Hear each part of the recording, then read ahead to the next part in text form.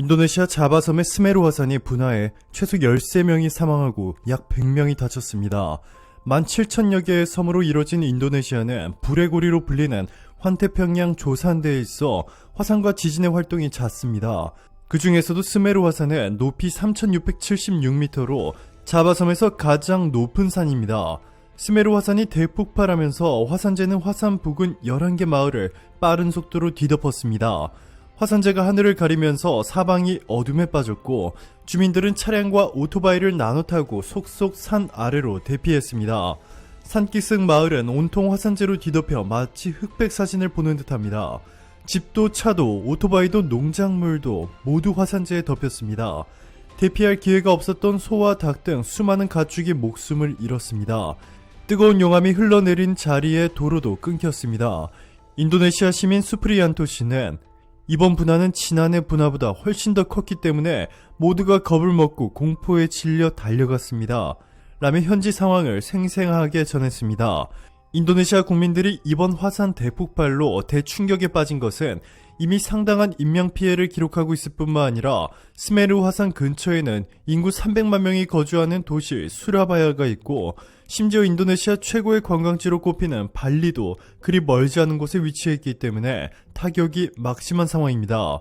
인도네시아의 경우 한국처럼 최첨단 장비와 신속한 대응 체계를 갖춘 재난 대응 컨트롤 타워가 없기 때문에 인도네시아 국민들이 사전에 화산 활동에 대한 정보를 인지하고 대피하는 것이 불가능했습니다.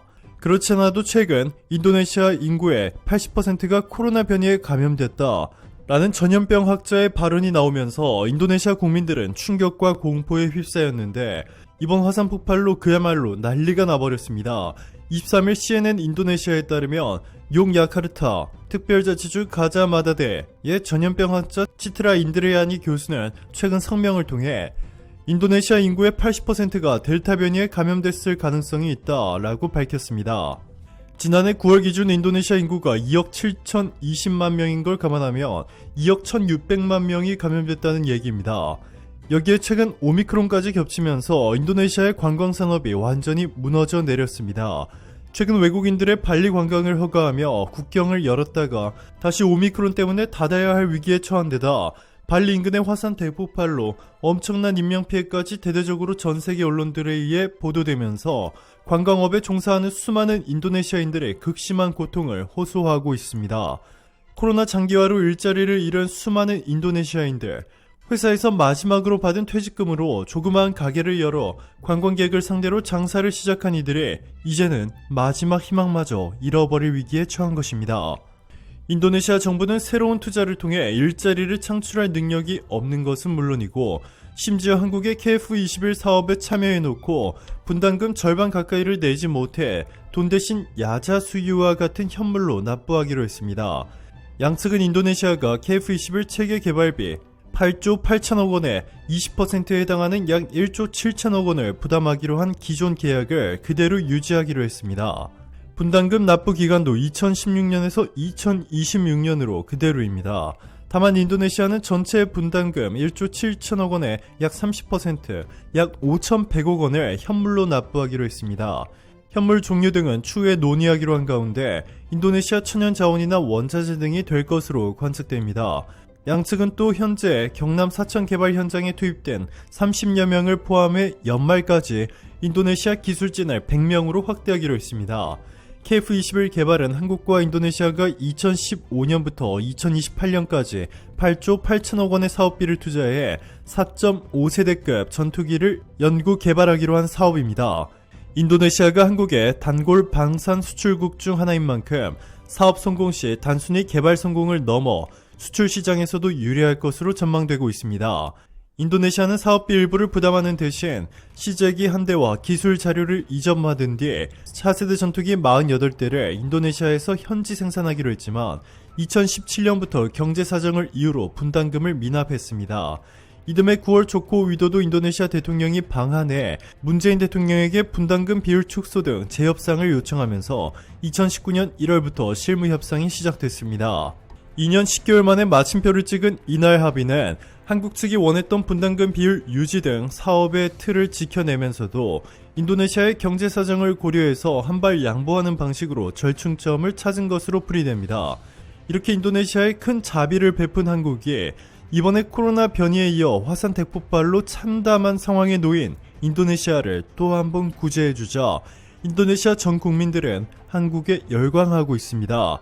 한국의 현대차가 인도네시아에 대규모 투자를 약속하며 인도네시아를 동남아 최고의 전기차 선도 국가로 도약할 수 있도록 돕겠다고 하자 조코 위도도 인도네시아 대통령이 직접 정의선 회장을 맞이하며 환호했습니다.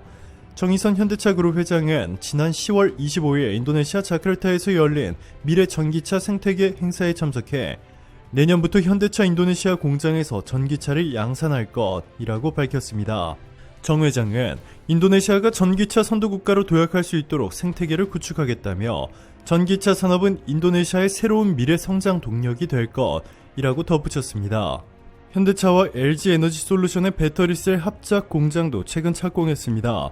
연산 10기가와트 규모의 공장으로 한국 완성차 업체와 배터리 제조사가 해외 합작 회사를 설립한 첫 사례입니다. 합작법인은 2024년부터 매년 전기차 15만 대에 장착할 수 있는 분량의 배터리를 생산합니다. 두 회사는 합작 공장 설립에 11억 달러, 약 1조 3천억 원을 투자합니다. 합작 공장은 인도네시아 수도인 자카르타에서 남동쪽으로 65km 떨어진 카라왕 산업공단에 지어지고 있습니다.